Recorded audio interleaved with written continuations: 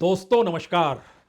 ना वामपंथ की राजनीति बची, ना समाजवादी सोच बची, ना ही इस देश के भीतर छत्रपों की राजनीति बच पा रही है और ना ही कांग्रेस कहीं नजर आ रही है। बची है तो सिर्फ बीजेपी बची है।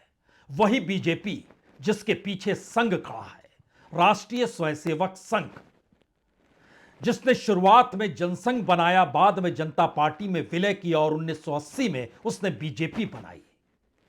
वही बीजेपी जो बार बार खुले तौर पर जिक्र करती है, हम मुसलमानों को टिकट नहीं देंगे, हमें उनका वोट नहीं चाहिए। वही बीजेपी जो जिक्र करती है हिंदू राष्ट्र का। वही बीजेपी जो कहती है गाहे बगाहे, इस देश के पिछड़े तबके के साथ तो बीजेपी ही खड़ी है। वही बीजेपी आज उस बीजेपी को लेकर बड़ा सवाल आरएसएस के भीतर भी है, बड़ा सवाल बीजेपी के भी भीतर है और बड़ा सवाल उस राजनीति या उस सियासत को साधने के तौर तरीके को लेकर भी है, जिसके बीच में कभी तिजोरी मायने नहीं रखती थी। तिजोरी एक प्रतीक है उस पूंजी का जिसके आश्रय इस वक्त इस देश की राजनीति चल निकली है। 2014 के चुनाव में पहली बार जितना पैसा खर्च किया गया, उतना पैसा 2009 के चुनाव में, 2004 के चुनाव में, 1999 के चुनाव में, 1998 के चुनाव में और 1996 के चुनाव में, इन 5-6 चुनाव में जो पैसे खर्च हुआ उसके बराबर 2014 में सिर्फ और सिर्फ सत्ता में आने के लिए बीजेपी के नेता ने खर्च कर दिया और नेता का नाम इस देश में इस वक्त प्रधानमंत्री के साथ जुड़ा है। प्रधानमंत्री नरेंद्र मोदी 2014 में बने। वाकई जितना पैसा बीजेपी की तिजोरी में उस वक्त था, आज तो उससे बारंबार कहीं बढ़ा है। उस वक्त इस देश के जो कॉरपोरेट कागज पर नंबर 1, 2, 3, 4, 5, 10 तक हुआ करते थे, उसके बदले नए 10 कॉरपोरेट आकर खड़े हो गए। इस दौर में जितनी बड़ी पूंजी आती चली गई जनता के बीच, वही पूंजी उसी रफ्तार से चलती चली गई। जनता खुश थी, जनता खुश हो गई। डायरेक्ट बैंक ट्रांसफर की व्यवस्था जो हो गई, राजीव गांधी का दौर तो यह है नहीं, रुपया चलेगा तो पता नहीं कितने पैसे पहुंचेंगे। यह तो प्रधानमंत्री मोदी का दौर है, डिजिटल इंडिया है।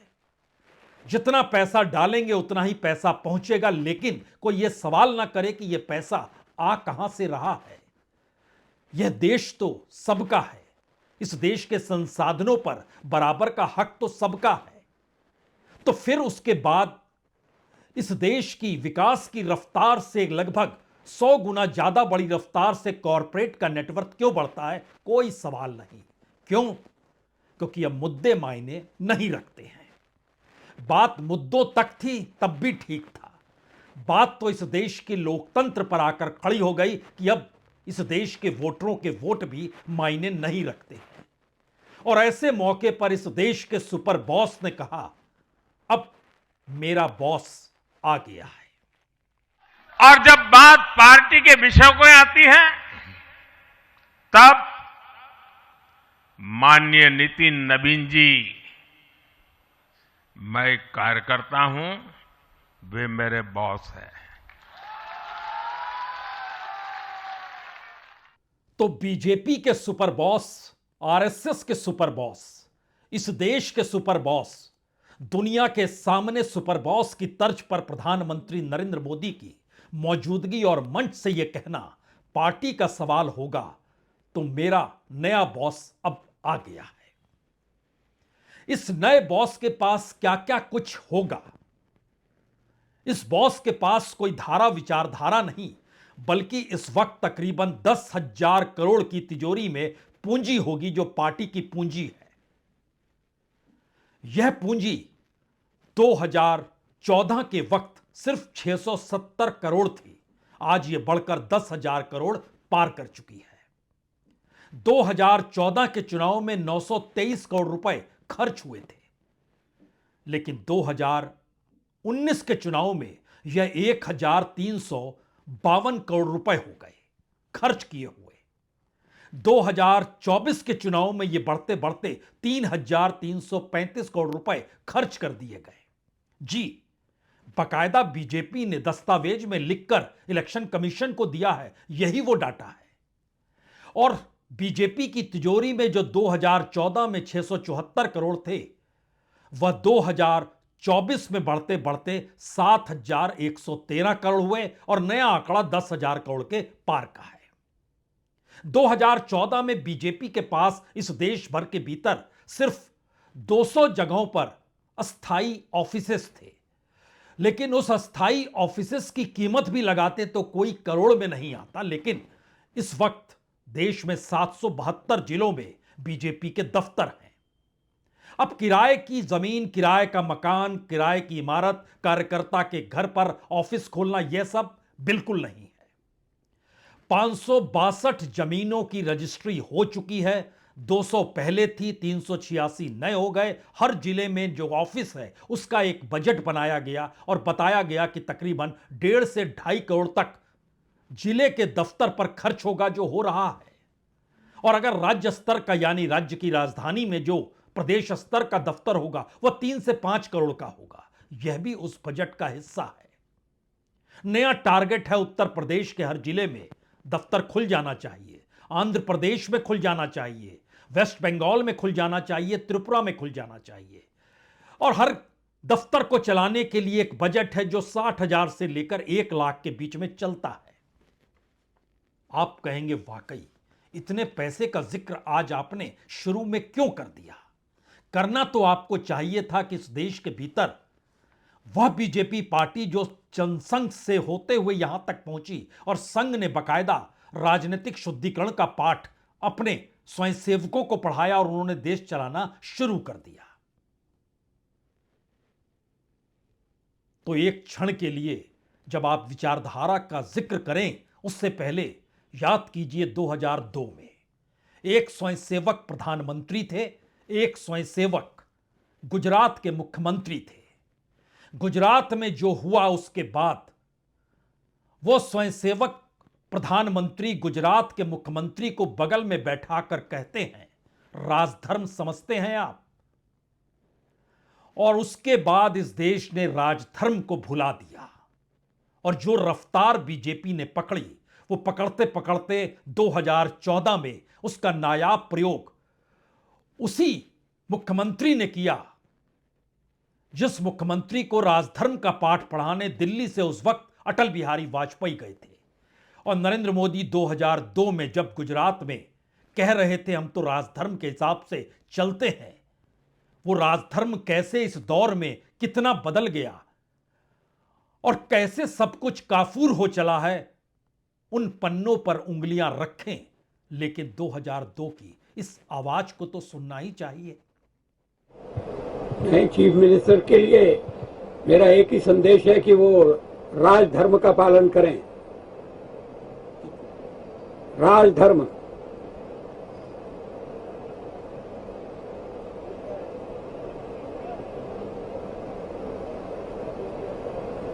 ये शब्द काफी सार्थक है।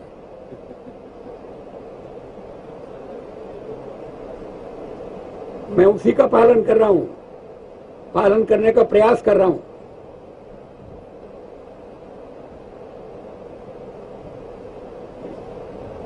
राजा के लिए, शासक के लिए प्रजा प्रजा में भेद नहीं हो सकता, न जन्म के आधार पर, न जाति के आधार पर, न संप्रदाय के आधार पर। हम लोग भी कहां राजधर्म में वक्त जायर करें। समझिए इस बात को कि इसके कथन के बाद 2 बरस के बाद 2004 में जब चुनाव हुए तो 100-125 करोड़ भी जुटाने में बीजेपी को पसीना बहाना पड़ रहा था, पैसा आ नहीं रहा था। और शाइनिंग इंडिया का नारा था। आरएसएस बैठ गई, आरएसएस के बगैर बीजेपी चल नहीं सकती है, यह मैसेज उस वक्त बहुत साफ था।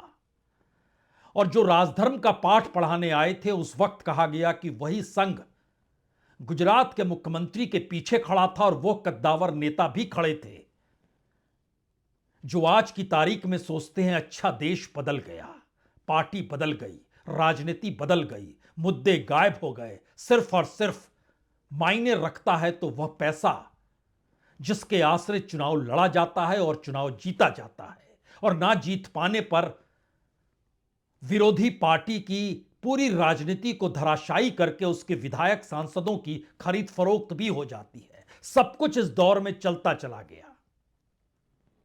लेकिन एक सवाल तो हर जहन में होगा, क्या वाकई अब उन मुद्दों का जिक्र नहीं करें जिन मुद्दों का जिक्र कभी जनसंघ से बीजेपी तक के भीतर था?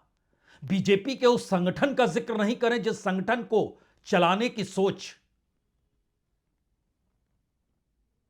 खुद सरसंघचालक के जहन में समाई रहती थी और कहते थे ठीक है, राजनीति कीजिए, संगठन तो हमारे हाथ में होगा। वो संगठन कैसे हाथ में होगा इन परिस्थितियों के बीच? एक झटके में नया अध्यक्ष इस दौर में इस तर्ज पर आ गया कि सबसे युवा है। बीजेपी का जन्म 1980 में हुआ, नए अध्यक्ष का जन्म भी 1980 में हुआ। हमारी टीम ने बतलाया कि 6 अप्रैल 1980 को बीजेपी बनती है और 23 मई 1980 को नितिन नवीन, जो इस वक्त बीजेपी के नए अध्यक्ष बन चुके हैं, उनका जन्म होता है। यानी 45-46 बरस की उम्र। लेकिन पन्नों को पलटना शुरू कीजिएगा तो याद कीजिए अटल बिहारी वाजपेयी 1968 में सिर्फ 44 बरस के थे, अध्यक्ष बने थे। 1973 में लाल कृष्ण आडवाणी 46 बरस के थे, अध्यक्ष बने थे। और इस वक्त बीजेपी समूचे देश पर एक लिहाज से राज कर रही है। राज शब्द इसलिए 240 सांसद हैं, 99 राज्यसभा में सदस्य हैं, 21 राज्यों पर अपनी सरकारें हैं, और इन सब के बीच पैसे की आवाजाही दूसरे तमाम राजनीतिक दल, जितने भी राजनीतिक दल इस देश में चलते हैं, वह कांग्रेस सरीखी राष्ट्रीय और सबसे पुरानी पार्टी ही हो, कोई भी पार्टी हो, सबको मिलने वाला पैसा या सबके खाते में जमा पैसा अगर सबको जोड़ भी लीजिएगा तो भी उससे कई गुना ज्यादा बीजेपी की तिजोरी में है। और उस तिजोरी को भरने के लिए बाहर उससे ज्यादा पैसा इस देश के उस कॉरपोरेट के पास है जिसके लिए इस देश की नीतियां बन रही हैं। जी नहीं, बात इससे साफ हुई नहीं। हमने आपसे पहले ही कहा, राजनीति बदल चुकी है। नए अध्यक्ष के सामने नई चुनौतियां हैं। आने वाले वक्त को लेकर उन चुनौतियों को पूरा करने के लिए विचारधारा नहीं, पैसा चाहिए। पैसा सुपर बॉस के जरिए ही आएगा। जिसने अपने बॉस को चुन लिया तो एक क्षण के लिए उस सुपर बॉस की आने वाले 25 बरस की यात्रा में क्या कुछ होने वाला है। भारत विकसित होने वाला है। आने वाले 25 वर्ष बहुत महत्वपूर्ण है। ये वो कालखंड है जब विकसित भारत का निर्माण होना है और होना तय है। भारत तो विकसित होकर रहेगा। प्रधानमंत्री मोदी ही नहीं, चंद दिनों पहले national security adviser Ajit Doval भी जब संबोधित कर रहे थे युवाओं को तो उन्होंने कहा यह ऑटो मोड में है, अब तो विकसित होकर रहेगा। कई मौकों पर पीयूष गोयल जो कॉमर्स मिनिस्टर हैं, उन्होंने भी इस बात का जिक्र किया। अब आप रोक नहीं सकते हैं भारत को विकसित होने से। इस विकसित भारत के भीतर वाकई बड़े रईस लोग रहते हैं, तभी तो इस देश के भीतर जो पॉलिटिकल फंडिंग होती है वो लाखों करोड़ तक पहुंच गई। ये तो अच्छा है, इन सब के बीच सुप्रीम कोर्ट ने एक फैसला फरवरी 2024 को लिया कि इलेक्ट्रल बॉन्ड खत्म कर रहे हैं, लेकिन जो पैसा आ गया वो ब्लैक नहीं है। वो पैसे को आप उड़ा सकते हैं पॉलिटिक्स में। लेकिन सवाल यह था कि वाकई कितना पैसा इस देश के भीतर लोगों के पास है। हमारी टीम ने जब काम करना शुरू किया और कहा इस देश में लगभग 10% लोगों को अगर आप कम कर देते हैं जो रईस हैं, तो बाकी 90% लोगों के पास, 90% आप सोच रहे होंगे कितना होगा जी, 140 करोड़ में से आप 14 करोड़ कम कर दीजिए और फिर समझ लीजिए आप 125 करोड़ मानकर चलिए, उनकी जो प्रति व्यक्ति आय है इस देश के भीतर वो लगभग 70, 75, 80 हजार उससे ज्यादा नहीं है सालाना। लेकिन उस 10% की संपत्ति अगर आप जोड़ देते हैं तो एक झटके में यह 2.5 लाख प्रति व्यक्ति आय हो जाती है। यह है असमानता का एक पहला पैमाना। लेकिन उस असमानता में इस पॉलिटिक्स को जोड़ना होगा। कहां जिक्र हो रहा था हिंदुत्व का, कहां जिक्र हो रहा था संगठन का, कहां इस बात का जिक्र था राजधर्म का, भूल जाइए सब। इस दौर में जब इलेक्ट्रोल बॉन्ड बंद हुए तो इलेक्ट्रोल ट्रस्ट के जरिए 2024-25 के फाइनेंशियल ईयर में लगभग बीजेपी के पास 6,000 करोड़ रुपए आए। उस 6,000 करोड़ में से जो ट्रस्ट बनाया गया था, ट्रस्ट जिसमें तमाम कंपनियां पैसा डालती हैं, वो लगभग बीजेपी के पास गया था 3,700 करोड़। बाकी जो 2,400 करोड़ के लगभग था वह इंडिविजुअल दे रहा था।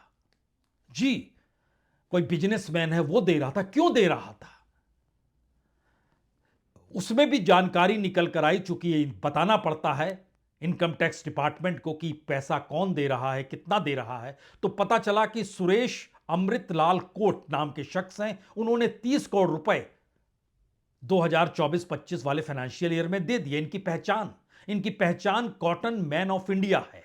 भारत की कॉटन इंडिया की सबसे बड़ी हस्ती है। अंतर्राष्ट्रीय तौर पर भारत जो कॉटन के क्षेत्र में एक्सपोर्ट करता है और जिस तर्ज पे काम करता है, यह सबसे बड़ी हस्ती है। इन्होंने 30 करोड़ दे दिए। एक दूसरे शख्स थे जिन्होंने 25 करोड़ दिए। इनका नाम है अल्लाह दक्षायनी। इनके पति जो हैं वह वाईएसआर कांग्रेस के सदस्य हैं और राज्यसभा में हैं।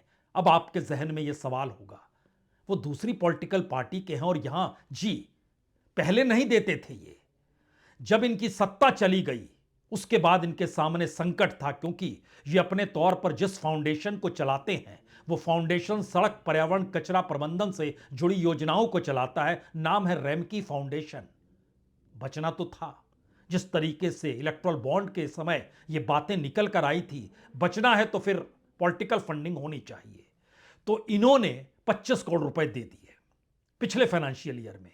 एक और है दिनेश चंद्र अग्रवाल, इन्होंने 21 करोड़ दिए। इनके बेटे हैं हार्दिक अग्रवाल, इन्होंने 20 करोड़ दिए। दोनों एक ही कंपनी में काम करते हैं, डीआरए इंफ्राकॉन में। यह बुनियादी ढांचे पर काम करता है।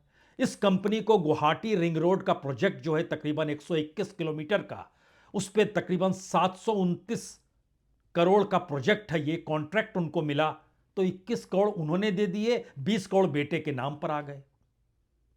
एक और शख्स है रमेश कुन्ही कन्नन, 17 करोड़ रुपए इन्होंने दिए। ये Mysore Kaynes Technology India Limited चलाते हैं। गुजरात के सानंद में एक सेमी कंडक्टर प्रोजेक्ट के प्रस्ताव को मंजूरी मिली। 3,300 करोड़ का निवेश करना है। कुल लागत 3,307 करोड़ की। इसमें सरकार ने 1,653 करोड़ दिए।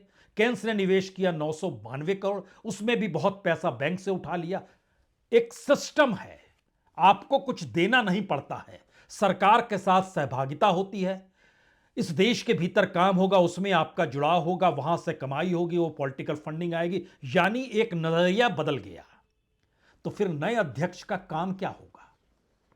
नया अध्यक्ष के पास कोई अपनी तिजोरी बनाने की तो सोच है नहीं, और उस तिजोरी का मतलब यह भी नहीं है कि अब आपको उसमें जुटाना है। जो कांग्रेस डरती रहती है, संभलती रहती है, किसी तरीके से कोई तो पैसा आ जाए किसी तरीके से। और यह रोना पार्लियामेंट के भीतर पिछले दिनों कांग्रेस के राज्यसभा सांसद माकन रो भी रहे थे कि देखिए हमारे पास तो कुछ भी नहीं आता है, पैसा ही नहीं है हमारे पास।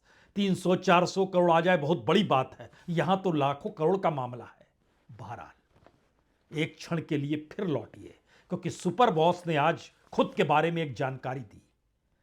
इस जानकारी को जरा समझ लीजिए, उसके बाद इस वक्त नए अध्यक्ष के सामने कौन सी चुनौती है। भागवत क्यों घबराए हुए हैं? बीजेपी का अस्तित्व सुपर बॉस पे क्यों टिक गया है? और अगर सुपर बॉस जिस दिन फिसले उस दिन क्या होगा? शायद इसीलिए वक्त बहुत कम है।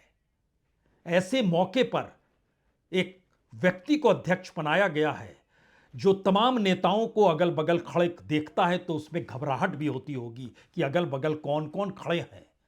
बगल में अमित शाह है, राजनाथ सिंह है, नितिन गडकरी है, जेपी नड्डा है। सभी तो अपने तौर पर अध्यक्ष रह चुके हैं। उस तस्वीर को देखिए और उसके बाद सुपर बॉस की बात सुनिए।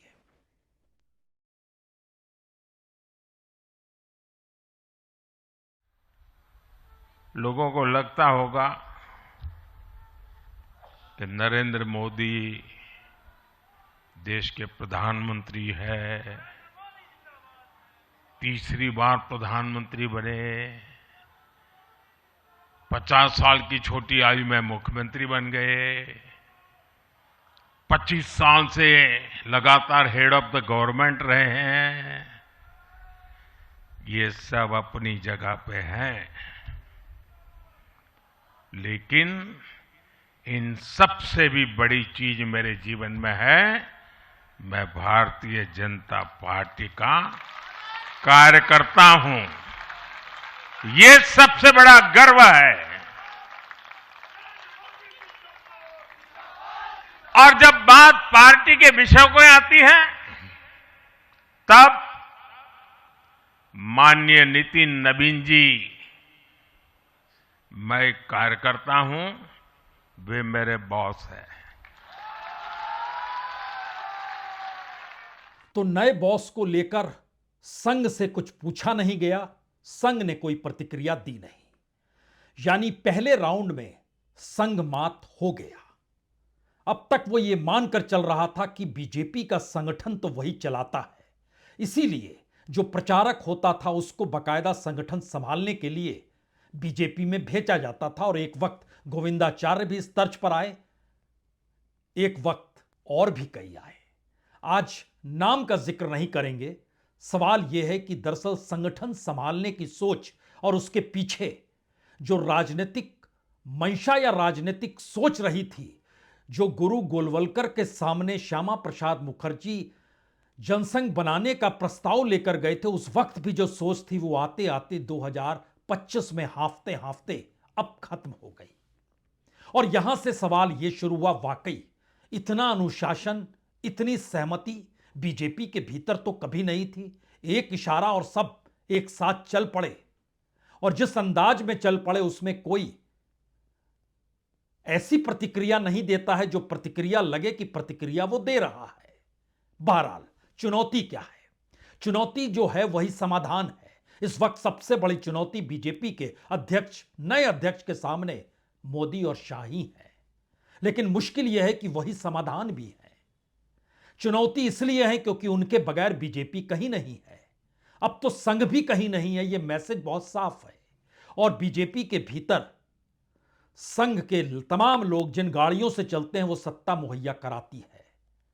वो दौर पुराना था जब संवाद लोगों के बीच बनते बनते कड़ियां बनती थी। अब तो बिल्कुल नए तरीके हैं, आधुनिक भारत है, डिजिटल इंडिया है, और उसमें सफर गाड़ी के साथ है। कार्यकर्ता को प्रेसिडेंट बना दिया गया या फिर उस चेस बोर्ड में किसी प्यादे को वजीर बनाकर पार्टी को ही धराशायी कर दिया गया, ये दो सवाल पार्टी के भीतर रेंग रहे हैं। संघ कहीं नहीं, ना सहमति ना असहमति। एक वक्त संघ की सहमति तो ऐसी थी कि दिल्ली की चौकड़ी को भी वो चिताते थे। तब सरसंघचालक सुदर्शन थे, और याद कीजिए लालकृष्ण आडवाणी अध्यक्ष पद से हटाने में भी संघ ही था। जब वह 2005 में पाकिस्तान गए और जिन्ना की मजार पे जाकर उन्होंने जो कुछ लिखा, बवाल हो गया। नितिन गडकरी एक झटके में अध्यक्ष बने थे, और नितिन गडकरी एक झटके में अध्यक्ष पद से हटा दिए गए थे। हटे भी तब जब उनके दफ्तरों पर छापे पड़ रहे थे। ये 2013 का किस्सा है, या 2012 का किस्सा है। और एक झटके में उसके बाद फिर से राजनाथ सिंह की ताजपोशी हुई।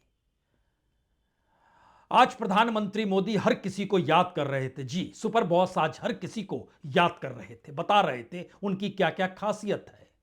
और माना गया इस दौर में जो सांप सीढ़ी का खेल खेलते हैं या फिर जो चौसर बिछाते हैं, वो समझ गए कि दरअसल कहना तो यही पड़ेगा कि अब चुनाव है। वेस्ट बंगाल का चुनाव कैसे जीतेंगे, तमिलनाडु का कैसे जीतेंगे, केरल का कैसे जीतेंगे, उत्तर प्रदेश को भी बरकरार रखना है, क्या होगा नहीं पता है। लेकिन जो और जटिल खेल खेलते हैं वो कह रहे हैं अच्छा परिसीमन भी इसी दौर में होगा जब नए अध्यक्ष का कार्यकाल चल रहा होगा। 33% आरक्षण भी इसी दौर में होना है। 2029 के चुनाव तक तो ये रहेंगे ही, और 2029 में प्रधानमंत्री मोदी 80 बरस के हो जाएंगे, तब नया लीडर कौन होगा? आज की दृष्टि से देखें तो अमित शाह दूसरे नंबर पर है, योगी आदित्यनाथ यह भी तो लोकप्रिय हैं, अमित शाह संगठन पर पकड़ बनाए हुए हैं। योगी आदित्यनाथ अपने कार्यकर्ताओं के बीच लोकप्रिय हैं। दूसरी तरफ देवेंद्र फडणवीस नए तरीके से उभर रहे हैं। राज्य के मुख्यमंत्री भी और कॉरपोरेट को संभालने वाले भी, वो भी आंकड़ों की बाजीगारी की समझ चुके हैं। दावोस में हैं, 1 लाख करोड़ के एनओसी कर चुके हैं। ठीक वैसे ही जैसे पिछले साल दावोस गए थे तो तकरीबन 4 से 5 लाख करोड़ के एनओसी के साथ आए थे। वो समझ चुके हैं राजनीति साधी कैसे जाती है। और बीजेपी में संगठन ये आला कमान के इशारे पर है या फिर इस दौर में शक्ति यानी पावर का केंद्रीकरण हो गया है। क्योंकि संगठन का अनुशासन या फिर ताकत के इर्द गिर्द उस कॉकस का अनुशासन जो कॉरपोरेट से लेकर कार्यकर्ता तक को एक साथ एक ही बुद्धि देता है। बचे रहना है तो इस लाइन पे चलिए, टिके रहना है तो इस लाइन पे चलिए, विस्तार चाहिए तो इस लाइन पे चलिए, यानी कुल मिला के आप अपने आप को निछावर कर दीजिए। इस पूरी प्रक्रिया के भीतर आप कोई संगठन मत खोजिए, संगठन के लोकतंत्र को मत देखिए, आप उसको भूल जाइए। लेकिन चुनौती तो उससे आगे की है। जियोपॉलिटिक्स दुनिया को प्रभावित कर रही है। चीन की कम्युनिस्ट पार्टी बीजेपी के हेडक्वार्टर में आ चुकी है। 2009 के बाद मुलाकात का सिलसिला शुरू हो रहा है। अमेरिकी टैरिफ पता नहीं किस रूप में कल क्या क्या खेल कर जाए और कैसे भारत के भीतर एग्रीकल्चर को लेकर भी वो प्रभावित करे। बीजेपी के अध्यक्ष को समझना तो होगा। ईरान से व्यापार हो या ना हो, मिडिल ईस्ट के साथ समझौते कैसे रहें, सब कुछ तो सुपर बॉस देख रहे हैं। तो फिर अध्यक्ष का क्या काम? प्रधानमंत्री जब अपनी पार्टी का होता है तो याद कीजिए कुशाभाऊ ठाकरे हो या फिर उनके बाद जिन पर आरोप लग गए थे लाख रुपए घूस लेने के, उस वक्त वह भी फैसले नहीं करते थे। फैसला पीएमओ में ही होता था। इस दौर में भी पीएमओ ही सब कुछ है, लेकिन इस पीएमओ के समानांतर एक होम मिनिस्ट्री भी है। और हर कोई जानता है कि दरअसल प्रधानमंत्री मोदी को लेकर जो भी सवाल हर जहन में हो, वो जब तक चाहेंगे तब तक रहेंगे। वो कब तक चाहेंगे कोई नहीं जानता है। लेकिन इन सब के बीच जो अंतर्विरोध, देश के भीतर की राजनीति और बाहर की स्थितियों के बीच जो आर्थिक संकट गहराया है, वो और गहराएगा तब क्या होगा। जो वितरण के तौर तरीके हैं उसका लोकतांत्रिकरण कैसे होगा। जिस सोच के साथ चीजें चल रही थी इस देश के भीतर, उसमें वैचारिक और सांस्कृतिक द्वंद्व भी था। जाति को लेकर, भाषा को लेकर, क्षेत्र को लेकर, धर्म को लेकर, राष्ट्रवाद को लेकर, सब कुछ धराशायी इस दौर में होता चला गया। और इस वक्त भारत की राजनीति उस पॉइंट पर आके खड़ी है जहां बीजेपी इसके आगे जा नहीं सकती है। वो सर्वश्रेष्ठ में खड़ी है आकर। बीजेपी के स्वयंसेवक नेता प्रधानमंत्री नरेंद्र मोदी अपने श्रेष्ठ दौर में खड़े हैं। संकट तो शुरू हुआ है। हर कोई अपने श्रेष्ठ दौर में है और उस दौर में नितिन नवीन नए अध्यक्ष बने हैं। चुनौती तो खुद को लेकर है या चुनौती आने वाले वक्त में उन फैसलों को लेकर होगी जिसकी चाबी उनके पास नहीं है। यह चाबी किसी और के पास है, लेकिन इस चाबी को संघ ने भी नहीं थामा है।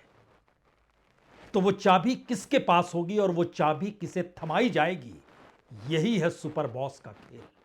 वो चाबी जिस हथेली में जाएगी वो हथेली कौन सी होगी कोई नहीं जानता है, लेकिन हर हथेली ये जानती है अब भारत की राजनीति, बीजेपी की विचारधारा, सियासत साधने की सोच, सब कुछ उस तिजोरी के भीतर ही है जिसकी चाबी इस वक्त सुपर बॉस के पास है। और इस सुपर बॉस की चाबी के सामने ना बीजेपी मायने रखती है और ना संघ मायने रखता है, ना विचारधारा मायने रखती है और ना ही विपक्ष की राजनीति मायने रखती है। क्योंकि इस देश में चुनाव जीतना सबसे बड़ा धर्म है। इस देश में चुनाव जीतना सबसे बड़ा बिजनेस है। इस देश में चुनाव जीत जाना सबसे बड़ा प्रॉफिट है। तो फिर वह चाबी को ही अगर अपने हाथ में रखी जा चुकी है तो फिर बाकी की मशक्कत क्यों की जाए। तो नितिन नवीन नए अध्यक्ष हैं, उन्हें बधाई, बहुत बहुत शुभकामनाएं, बहुत बहुत शुक्रिया, बहुत बहुत शुक्रिया।